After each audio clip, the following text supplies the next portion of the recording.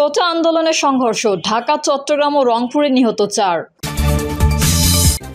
রণক্ষেত্র Mohakhali, police বক্সের সামনে 2টি মোটরসাইকেলে আগুন।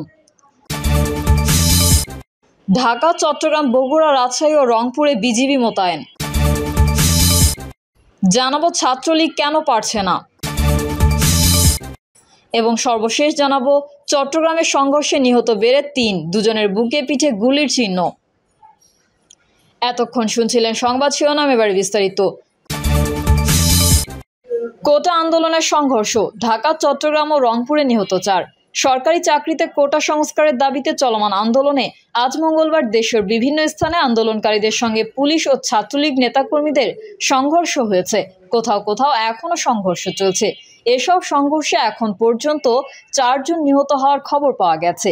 এর মধ্যে চট্টগ্রামের 2 জন, ঢাকা ও রংপুরে 1 জন করে নিহত হয়েছেন। নিহতদের মধ্যে 2 জন শিক্ষার্থী, 1 জন পথচারী এবং বাকি 1 জনের পরিচয় এখনও জানা যায়নি।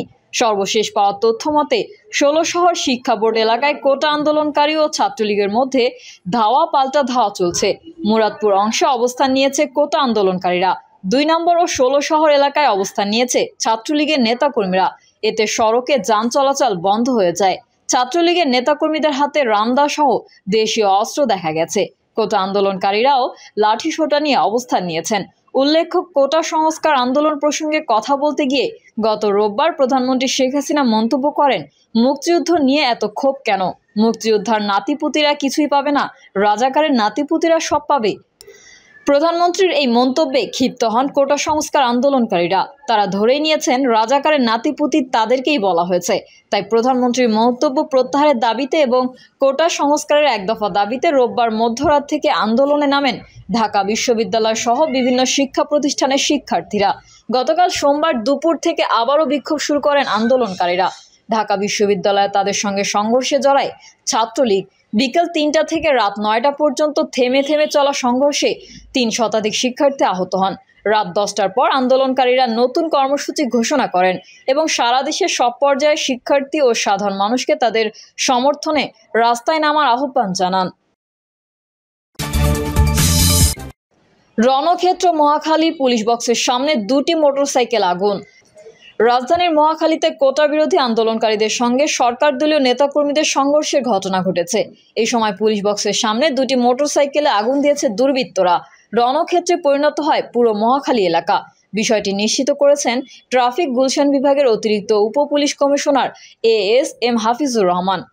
তিনি বলেন, মহাখালী ট্রাফিক পুলিশ বক্সের সামনে 2টি মোটরসাইকেল আগুন দেখা গেছে। মোটরসাইকেল 2টি পুলিশের কিনা তা এখনো নিশ্চিত হওয়া যায়নি। ঢাকা, চট্টগ্রাম, বগুড়া, রাজশাহী ও রংপুরে বিজিবি মোতায়েন।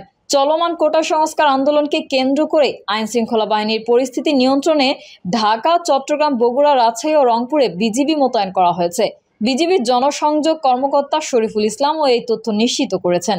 তিনি জানান, চলমান কোটা সংস্কার আন্দোলনকে কেন্দ্র করে আইনশৃঙ্খলা পরিস্থিতি নিয়ন্ত্রণে ঢাকা, চট্টগ্রাম, বগুড়া, রাজশাহী ও রংপুরে বিজিবি মোতায়েন করা হয়েছে। ছাত্রলীগ কেন পারছে না? কোটা সংস্কার আন্দোলনের কর্মীদের সাথে গতকাল ছাত্রলীগের দফায় দফায় সংঘর্ষ হয়েছে এবং এই সংঘর্ষে যারা প্রত্যক্ষদর্শী তাদের বিবরণ থেকে সুস্পষ্টভাবে বোঝা যায় যে ঢাকা বিশ্ববিদ্যালয় ছাত্রলীগ কর্তৃক প্রতিষ্ঠা করতে পারেনি, বরং কোটা সংস্কার আন্দোলনের শিক্ষার্থীদের কাছে রীতিমতো নাস্তানাবোধ হয়েছে। গণমাধ্যমগুলোর একপেশে খবর বাহিরে রেখে নির্মোহভাবে পরিস্থিতির দিকে নজর রাখলে দেখা যায় ঢাকা বিশ্ববিদ্যালয়ে আসলে ছাত্রলীগই বেশি মার খেয়েছে। তাদেরকে রীতিমতো পিছু হটতে হয়েছে। প্রায় 16 বছর ধরে আওয়ামী লীগ ক্ষমতায় রয়েছে। এই সময় ঢাকা বিশ্ববিদ্যালয় সহ বিশ্ববিদ্যালয়গুলোর ক্যাম্পাসগুলোতে ছাত্রলীগের একক নিয়ন্ত্রণ ও প্রতিষ্ঠা। বিশ্ববিদ্যালয়ের হলগুলো থেকে শুরু করে সর্বত্র ছাত্রলীগের কর্তৃত্ব রয়েছে। কিন্তু তারপরেও ছাত্রলীগ যেন বিশ্ববিদ্যালয় ক্যাম্পাসগুলোতে কর্তৃত্ব গ্রহণ করতে পারল না। কেন বিশ্ববিদ্যালয় কোটা সংস্কার আন্দোলনকারীদের কাছে মার খেয়ে এ নিয়ে ব্যাপক আলোচনা সমালোচনা চলছে।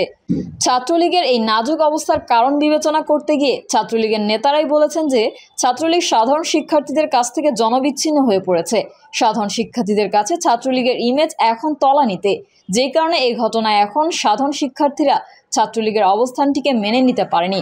দ্বিতীয় কারণ হিসেবে বিশ্লেষকরা বলছেন, কোটা সংস্কার আন্দোলন নিয়ে এখন যে ঘটনাগুলো ঘটছে তাতে হঠাৎ করেই ছাত্রলীগের এই ধরনের ভূমিকা কাম্য ছিল না। বরং ছাত্রলীগের নেতারা যদি আগের মতো দূরত্ব বজায় রেখে সংযত অবস্থায় থাকতো এবং আস্তে আস্তে ছাত্রদের সঙ্গে এই বিষয়গুলো নিয়ে আলাপ আলোচনার চেষ্টা করত, তাহলে তা ভালো হতো। এখানে ছাত্রলীগের কৌশলগত ভুলও রয়েছে বলে অনেকেই মনে করছেন, কারণ এই ঘটনার পর যারা নারী প্রতিবন্ধী বা ক্ষুদ্র নৃগোষ্ঠী আছেন তাদের কোটা সংরক্ষণের দাবিতে মাঠে নামা উচিত ছিল। সরাসরি ছাত্রলীগের মাঠে নামাটা সাধারণ মানুষ পছন্দ করেনি, শিক্ষার্থীরা তো নয়। বরং এখানে যদি ছাত্রলীগ কৌশলগতভাবে মুক্তিযুদ্ধ মঞ্চ, প্রজন্ম ৭১ কিংবা প্রতিবন্ধী নারী এবং ক্ষুদ্র নৃগোষ্ঠীকে মাঠে নামাতো এবং তারা যদি আলাদা আলাদাভাবে অবস্থান নিত, তাহলে সাধারণ শিক্ষার্থীদের মধ্যে প্রকৃত বিষয়টি অনুধাবন করা হতো। গতকালের ঘটনা বিশ্লেষণ করে দেখা গেছে, শিবির নিয়ন্ত্রিত কোটা সংস্কার আন্দোলনে শিক্ষার্থীরা পরিকল্পিতভাবেই ছাত্রলীগের উপর আক্রমণ করেছে। তাদের উদ্দেশ্য ছিল ছাত্রলীগকে উস্কানি দিয়ে মাঠে নামানো, যাতে পুরো ঘটনাটি অন্যদিকে মোড় নেয়। এর মাধ্যমে এখন ক্যাম্পাসগুলোতে ছাত্র শিবির এবং বিএনপির অনুপ্রবেশের সুযোগ সৃষ্টি হয়েছে। ছাত্রলীগের নেতাকর্মীদের বিরুদ্ধে সাধারণ শিক্ষার্থীদের যে সমস্ত অভিযোগ এবং মান অভিমান রয়েছে তার প্রেক্ষাপটে সাম্প্রতিক সময়ে ঘটনাবলী একটি নতুন মেরুকরণ সৃষ্টি করেছে শিক্ষাঙ্গনগুলোতে। এখন দেখার বিষয় ছাত্রলীগ কিভাবে এই অবস্থান থেকে ঘুরে দাঁড়ায়। চট্টগ্রামের সংঘর্ষে নিহত বেড়ে ৩, দুজনের বুকে পিঠে গুলির চিহ্ন। সরকারি চাকরিতে কোটা সংস্কারের দাবিতে চট্টগ্রামে আন্দোলনকারী শিক্ষার্থীদের সঙ্গে পুলিশ, ছাত্রলীগ ও যুবলীগের দফায় দফায় সংঘর্ষ হয়েছে। সংঘর্ষে নিহতের সংখ্যা বেড়ে ৩ জনে দাঁড়িয়েছে। এ সময় গুলিবিদ্ধ ১৫ জন, আহত হয়েছেন শতাধিক শিক্ষার্থী। তবে ছাত্রলীগ ও যুবলীগের কারো আহতের তথ্য পাওয়া যায়নি। বিকাল ৪টার দিকে আহত কয়েকজন চট্টগ্রাম মেডিকেল কলেজ হাসপাতালে নিলে ৩ জনকে মৃত ঘোষণা করা হয়। নিহতদের মধ্যে ২ জনের বুকে পিঠে গুলির চিহ্ন রয়েছে বলে জানিয়েছেন চিকিৎসক। চট্টগ্রাম মেডিকেল কলেজ হাসপাতালের জরুরি বিভাগের চিকিৎসক নুজহাত ইনু বলেন, আহতদের হাসপাতালে আনা হলে ৩ জনকে মৃত ঘোষণা করা হয়। এর মধ্যে ওয়াসিমকে ছুরিকাঘাত করা হয়েছে, ফারুককে গুলিবিদ্ধ অবস্থায় আনা হয়েছিল, তার বুকে গুলি লেগেছে, ফিরোজের পিঠে গুলির চিহ্ন আছে। চট্টগ্রাম মেডিকেল কলেজ হাসপাতাল পুলিশ ফাঁড়ির এসআই নুরুল আলম আশিক বাংলা ট্রিবিউনকে বলেন, সংঘর্ষে আহতের হাসপাতালে আনা হলে ৩ জনকে মৃত ঘোষণা করেছেন চিকিৎসক। আহত অন্তত ২০ জন হাসপাতালে ভর্তি রয়েছেন, তাদের চিকিৎসা চলছে। এর মধ্যে ২ জনের অবস্থা গুরুতর। চট্টগ্রাম মেট্রোপলিটন পুলিশের অতিরিক্ত উপকমিশনার কাজী মোহাম্মদ তারেক আজিজ বলেন, সংঘর্ষে ৩ জন নিহত হয়েছেন। এর মধ্যে একজন পথচারী আর একজন ছাত্র, অপরজনের পরিচয় এখনও পাওয়া যায়নি। ২ জনের শরীরে আঘাতের চিহ্ন রয়েছে, তবে কতজন গুলিবিদ্ধ হয়েছেন তা জানা নেই আমার। সিএমপির অতিরিক্ত উপকমিশনার আশরাফুল আলম বলেন, বেশ কয়েকজন আহত হয়েছেন, তাদের চট্টগ্রাম মেডিকেল কলেজ হাসপাতালে ভর্তি করা হয়েছে। এ ঘটনায় যারা জড়িত তাদের চিহ্নিত করে আইনি ব্যবস্থা নেওয়া হবে। স্থানীয় সূত্র জানায়, নগরীর মুরাদপুর এলাকায় এই সংঘর্ষে শুরু হলেও তা ছড়িয়ে পড়ে বদ্দারহাট থেকে জিইসি মোড় পর্যন্ত। কয়েক কিলোমিটার এলাকা রণক্ষেত্রে পরিণত হয়। এক পক্ষ অপর পক্ষের উপর ইটপাটকেল নিক্ষেপের পাশাপাশি বেশ কয়েকটি ককটেল বিস্ফোরণের ঘটনা ঘটে। কয়েকজন অস্ত্রধারীকে গুলি ছুড়তে দেখা যায়।